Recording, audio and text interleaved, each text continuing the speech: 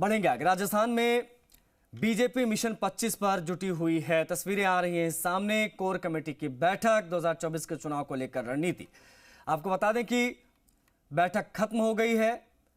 अब एक एक करके तमाम बड़े नेताओं को निकलने का सिलसिला यहां से शुरू हो रहा है। विष्णु हमारे सहयोगी एक बार फिर से कनेक्ट हो गए। विष्णु, क्या बैठक खत्म हो गई है? क्योंकि तस्वीरें सामने आई हैं बैठक जहां पर चल रही थी, उसके अंदर से क्या अपडेट्स हैं आपके पास?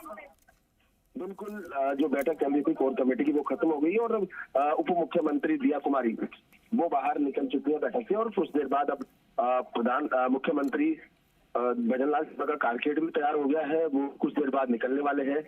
और इसके बाद तमाम जो नेता है वो धीरे धीरे एक एक करके निकलेंगे। विधिवत रूप से अगर बैठक है वो खत्म हो चुकी है। अब नेताओं के निकलने का सिलसिला यहाँ पर शुरू होने वाला है। नेताओं ने पूरा मंथन किया कि मिशन जो 25 है वो कैसे पूरा किया जाए, कंप्लीट कैसे किया जाए, क्योंकि मिशन हर राज्य अपना अपना मिशन पूरा करेगा तो प्रधानमंत्री नरेंद्र मोदी का जो वाक्य है या जो ध्येय है कि एनडीए 400 पार तभी पहुंच पाएगा। तो इसको लेकर अब तमाम जो राज्य है वहां से मंथन कर रहे हैं नेता। आज राजस्थान की कोर कमेटी की बैठक थी, राजस्थान के प्रमुख नेताओं ने यहाँ पर मंथन किया और उसके बाद अब ये लोग निकलने वाले हैं।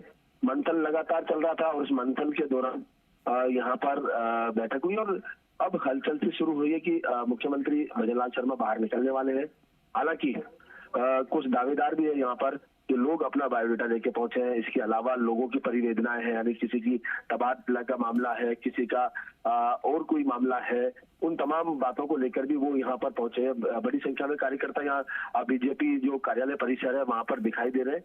तो अब जब बैठक खत्म होगी तो उसमें किन और मुद्दों को यहाँ शामिल किया गया उस पर बात होगी, क्योंकि तमाम जो मुद्दे पे एजेंडा था वो लगभग बता ही दिया गया था। लेकिन इसके अलावा और क्या मुद्दे रहे, किन पर महत्वपूर्ण मामलों पर चर्चा हुई, वो अभी बीजेपी प्रदेश अध्यक्ष सीपी जोशी हो या राजेंद्र राठौड़ हो या जो दूसरे अन्य नेता हैं उनसे बातचीत करेंगे, वो बता पाएंगे कि क्या यहाँ पर रहा।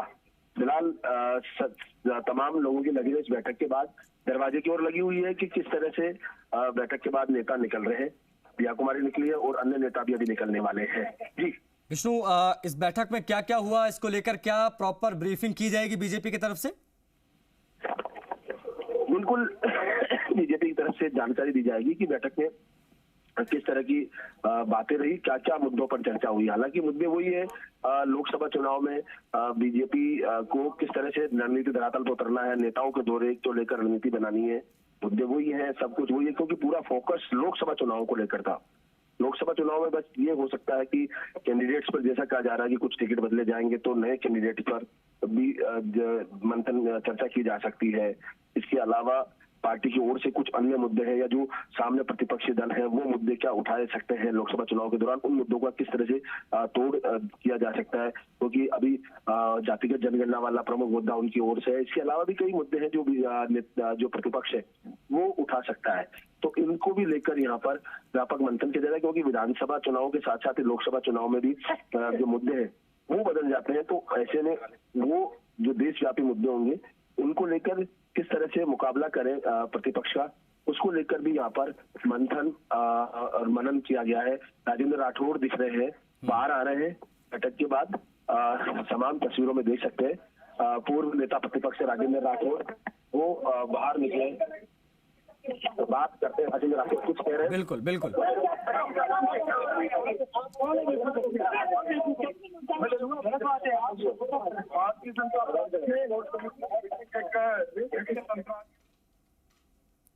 निश्चित अंतराल के बाद होती है।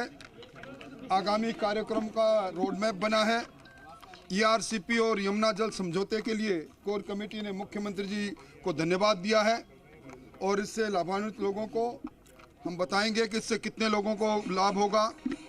बड़े 3 दशकों का इंतजार करने के बाद यमुना जल समझौता अब मूर्त रूप में आया है। हरियाणा ने उसमें सहमति दी है, ये बहुत बड़ी बात है।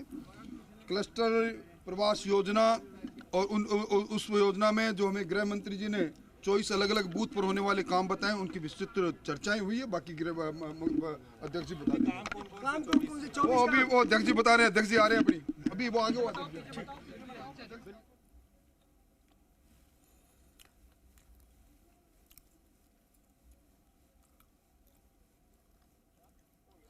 राजेंद्र राठौड़ को आप सुन रहे थे।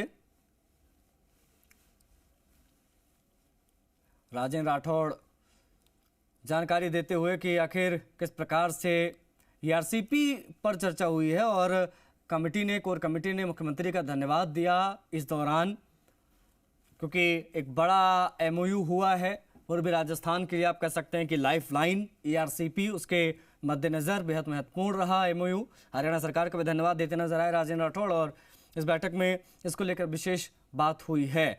आखिर इस विषय को भी किस प्रकार से बीजेपी भुनाएगी, ये सब चीज़ें देखने वाली होंगी। लेकिन लोकसभा चुनाव को लेकर क्या बातचीत हुई, किस रणनीति के तहत पार्टी आगे बढ़ेगी या किसको क्या जिम्मेदारियां यहाँ से दी गई हैं, बड़े नेताओं के किस प्रकार से दौरे रखे जाएं, इन सब चीज़ों को लेकर क्या बातचीत हुई है, इसके बारे में प्रदेश अध्यक्ष सीपी जोशी जानकारी देंगे। जैसा कि राजेंद्र राठौड़ भी कहते नजर आए, जब मीडिया ने उनसे पूछा कि भाई इन विषयों को लेकर क्या बातचीत हुई, तो उन्होंने कहा कि ये अध्यक्ष जी बताएंगे, कुछ ही पलों में वो बाहर आएंगे। तो एक एक करके नेताओं के बीजेपी कार्यालय से निकलने का सिलसिला वो जारी है।